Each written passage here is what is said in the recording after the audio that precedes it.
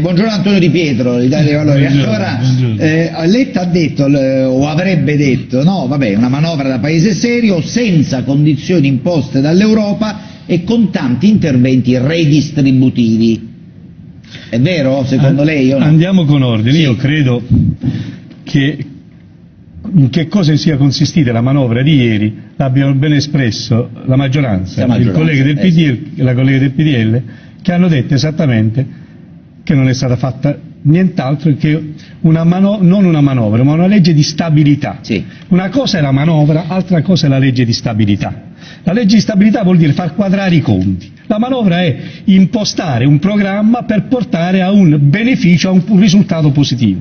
Far quadrare i conti, come si dice, i conti quadrano ma il paziente è morto.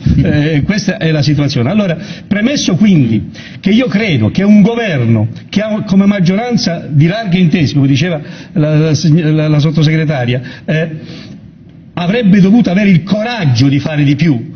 Questa manovra è una manovra che non esiste, semplicemente è fatta di buone intenzioni, direbbe qualcuno di un coitus interruptus, perché proprio non c'è quel quid che porta a un rilancio. Non lo dico io, lo dicono tutti i parametri. Di cui si parlava. Ecco, a proposito di shock, io condivido l'impegno che ha detto l'onorevole Vicari, Sì. quando dice l'Europa dovrebbe darci la possibilità, ma l'Europa non è che ti dà la possibilità al buio. Io quando penso alla manovra shock penso a un'altra cosa, penso che ci deve essere una legge che interviene sulla pressione fiscale veramente, e non come quella di adesso che sono 8 cappuccini all'anno, perché vorrei dire ai cittadini che ci ascoltano, quando vi racconteranno che sono intervenuti sul cuneo fiscale, sappiate che per uno stipendio normale equivale a 8 cappuccini all'anno che vi siete guadagnati. Andate a fare i conti. Quindi la mancia, come scriveva qualcuno, 8 cappuccini, Si dovrebbero, no, forse nemmeno, noi ieri abbiamo fatto i calcoli in redazione, abbiamo un 0,60 del Fatto Quotidiano, un 0,67 centesimi al giorno. Voglio dire questo, là dipende se a Milano costa un cappuccino un modo, a Palermo un altro, quindi dipende dove lo compri questo cappuccino.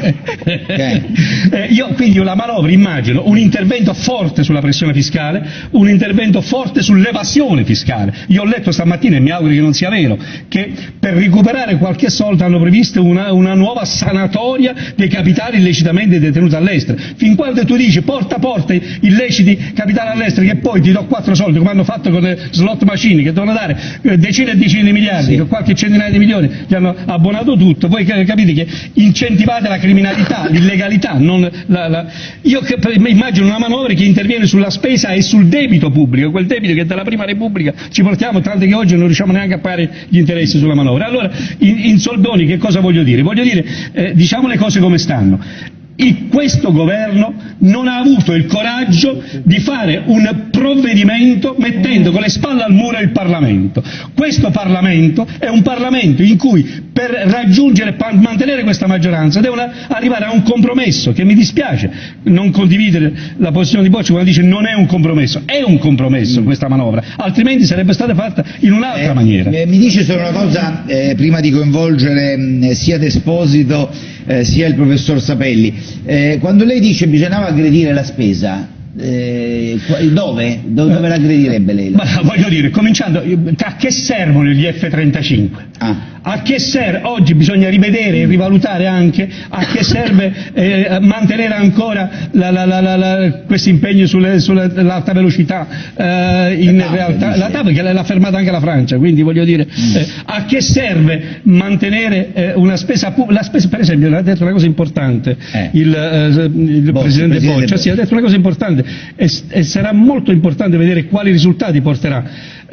La spesa sanitaria non è che è poco in Italia, è un'enormità. Sì, però il problema di fondo è andare a vedere dove vai a prendere. Anche le cose, perché poi sembra una favola, però è nella media, anzi sotto la media europea, la spesa sanitaria italiana, non è che è un buco da quando l'abbiamo dato alle regioni, la spesa sanitaria, non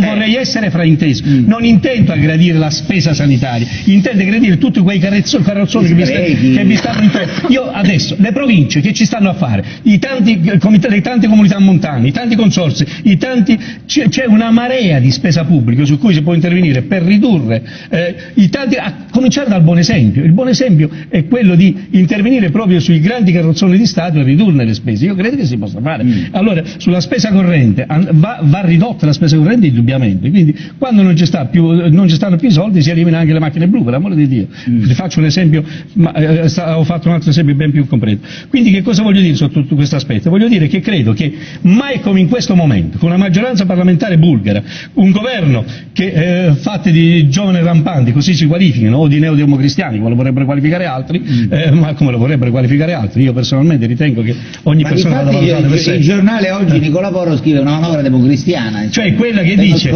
dico tutto e faccio niente. A me se voi avete fatto caso, vedete anche le interviste che ha fatto il Presidente del Consiglio o che fanno tutti quanti coloro che stanno alla guerra, faremo, diremo, proporremo, cioè sempre al futuro, ma cioè quando godo. Sì, allora deve aver avuto una nottata complicata. Agitata chi? Di Pietro? No, c'è la pubblicità, allora mandiamo la pubblicità in maniera puntualissima così poi coinvolgiamo il professor Sapelli e poi professor Sapelli, aspetti, devo sentire Di Pietro, poi c'è la pubblicità e poi torno da lei. Io le devo andare 9:15, devo andare via, mi piace. Sì, ma ce la facciamo, adesso no, giustamente ognuno ha i suoi impegni poi. No, soprattutto per rispetto a chi ci ascolta che magari può sentire un altro programma. Dice bisogna lavorare, come dire, qui stiamo. Andiamo con ordine. Innanzitutto, detto da me può sembrare un'eresia, ma ristabiliamo il concetto di che cos'era il sistema democristiano, perché obiettivamente io ho detto prima, alcuni lo chiamano democristiano, io non credo che quello di oggi sia un sistema democristiano, sia dal punto di vista positivo che negativo. Sul piano positivo, il sistema democristiano su che cosa era basato? Quello della Prima Repubblica, sul sistema assistenzialista, dove si faceva tanto debito pubblico che ancora ad oggi stiamo pagando, e ancora oggi i nostri figli devono pagare, perché si dava e non si prendeva. Questo è il sistema. Ecco, quindi dobbiamo dire che questa manovra non è una manovra assistenzialista sotto questo aspetto, quindi chiamarla democristiana forse è un po' esagerata.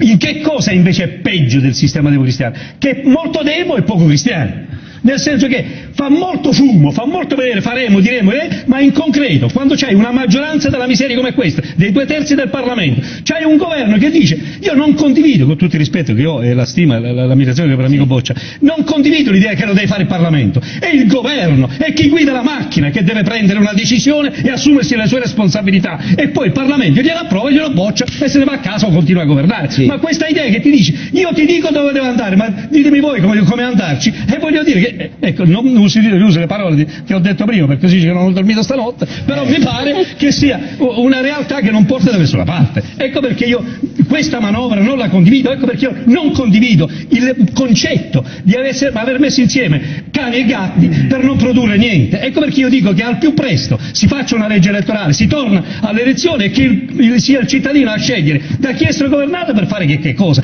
Dopodiché io sono d'accordo che bisogna chiedere il 4,5 all'Europa, ma all'Europa bisogna dirgli, e concludo, bisogna dirgli che noi stiamo facendo qualcosa di concreto. Io non condivido l'idea che bisogna, pagando una sanatoria, i capitali illeciti possono tornare in Italia. Illeciti vuol dire che ci sono dei capitali illecitamente acquisiti in Italia, cioè fatti o attraverso reati, quantomeno reati finanziari. Quelli vanno sequestrati e confiscati, non vanno con una sanatorietta riportata a casa, se no altrimenti inciti all'illegalità. Pubblicità. No, poi devo fare una domanda a Di Pietro perché volevo tornare alla questione Berlusconi ovviamente, però. Volevo completare questo discorso. Io credo che qualsiasi persona in buona fede, anche se non fa parte né del PD né del PDL, non può che condividere quel che ha detto il collega Boccia e ha detto la collega Vicari. Il problema è un altro, che loro sono in maggioranza. Quindi tutte queste buone intenzioni le devono realizzare loro. Ma le devono, sono passati 2 anni, come ha detto prima Esposito, di questo governo delle larghe intese. Quanto matura tutto questo? E allora, se nemmeno questo governo, che quando l'avete vista ieri in fotografie, sono di quarantenni, non risolve il problema, non è un problema di quarantenni o sessantenni, il problema è un altro, e il problema è che questo modello di alleanza non va bene perché l'una cosa frena l'altra. Per esempio loro hanno detto 2 cose importanti, ha detto Boccia, dice, ma perché non è stato previsto che chi ha avuto il condono nel 2002 non ha pagato, gli sequestriamo e gli confischiamo i beni che ha a disposizione, e perché non l'ha fatto? Due, la sottosegretaria Vigna dice una cosa importantissima, è inutile che noi parliamo solo di fatti politici, ma la sburocratizzazione, o come ha detto anche il professor Sapelle, l'alta burocrazia statale da affrontare, e perché non viene fatto tutto questo? E allora ritorna il principio di fondo, a mio avviso. Questo modello di maggioranza e questo modello di governo, al di là di quanti anni hai, non va bene perché produce soltanto buone intenzioni, belle dichiarazioni, ma di fatto l'uno boccia l'altro. E allora che cosa bisogna fare, a mio avviso? Bisogna ritornare alle elezioni, dove ognuno dice la sua, e per quanto mi riguarda io direi che la prima cosa, l'indicazione da dare agli elettori è: guardate che bisogna intervenire sul fronte delle entrate e sul fronte delle spese. Sul fronte delle entrate gli evasori fiscali vanno combattuti, perché quelli sono la maggiore piaga italiana, perché se pagassero tutte le tasse ne pagheranno tutte meno. Per quanto riguarda le spese è inutile insistere che ogni volta che c'è da, come ha fatto Monti, ogni volta che c'è da prendere i soldi, riprendo linearmente a tutti quanti, bisogna prendere selettivamente a chi li ha e a chi non li ha. Ha detto una cosa importante Bocci quando dice sulle rendite finanziarie. Io so cosa hanno da opporsi chi sulle rendite finanziarie, dice ma io ho investito in titoli dopo che ho i miei utili, dopo che già ci ho pagato le tasse, che cosa volete di più? Ma dice un'altra cosa Bocci che io condivido, d'accordo che hai investito in titoli, ma i titoli quando ti producono un interesse su quello, anche quello è un speculazione, guadagno ma speculativo, sì. E che quindi se ci paga almeno quando paga di tasse quello che lavora al minimo, mi sembra il minimo indispensabile. Sotto questo aspetto il perché non si fa è perché non, voglio dire, è un matrimonio, è come un po' il matrimonio con l'Europa. Tutti dicono bisogna dire all'Europa, come l'ha detto anche il professor Sapelli, bisogna dire all'Europa che ci deve portare a un aumento, a una possibilità di aumentare il debito pubblico. Ma per sposarsi bisogna essere due, quelle sono le regole europee. Intanto puoi chiedergli qualcosa, in quanto gli fai vedere che non sprechi soltanto, ma che hai messo in piedi un progetto che non è solo di far quadrare i conti, ma di rilancio dell'attività produttiva, dell'attività economica, per essere un valore aggiunto in Europa, non un peso. Allora, io sono a favore sì. dell'euro, non contro l'euro, perché questa idea che si dice ma qui bisogna togliere l'euro, non è che lo chiami euro o lo chiami lire, il problema è quando vale e chi ci compri, che lo chiamo lire e non ci compri un chilo di pane, sembra morto di fame. So. Ma mi dite se secondo lei sulla strada di questo iter parlamentare della stabilità si incocceranno poi con lo scoglio Berlusconi? Bah, io voglio dire, personalmente allo Stato ritengo che la questione Berlusconi stia diventando anche un po' un alibi troppo utilizzato e troppo sprecato. Berlusconi a mio avviso va lasciato al suo destino personale e giudiziario, perché Berlusconi, parliamoci chiaro, è una persona che come tutte le altre all'esito di un percorso processuale è stato condannato a 4 anni per frode fiscale ed è stato condannato ad una pena principale, in parte condonata, in parte da scontare ai servizi sociali come vorrà lui o come vorranno i giudici anche, è stato poi condannato ad una pena accessoria che è l'interdizione dai pubblici uffici. Adesso sabato c'è il ricalcolo, ma torno a ripetere, una volta che c'è l'interdizione dai pubblici uffici è una pena che il giudice deve applicare e lo applica sia che si chiama Berlusconi, sia di Pietro, sia di Giovanni, sia di Maria. Questa idea che siccome è il capo di un partito non si debba applicare a lui è un controsenso sul piano giuridico, sul piano logico, sul piano del buonsenso e sul piano anche del buon esempio. Però mi dice una cosa, non è una questione di legge retroattiva o non retroattiva, è stato condannato oltre che a 4 anni di carcere anche all'interdizione di pubblici uffici. L'interdizione di pubblici uffici, se tu vieni condannato pure tu sei un pubblico ufficiale, vale pure per te, non è che tu puoi dire ma io l'ho fatto prima il reato, mo t'ho dato l'interdizione per stiamo a parlare della Severino, non ci azzecca niente la Severino, non ci azzecca niente. No, le voglio chiedere, ma questo fatto della richiesta del Movimento 5 Stelle, il voto in aula sia palese, non sia segreto, non c'è dell'accanimento in questo secondo lei o no? Torno a ripetere, sul piano tecnico giuridico, Boccia mi potrà confermare, non v'è dubbio che le regole attualmente in vigore sono regole che prevedono il voto segreto.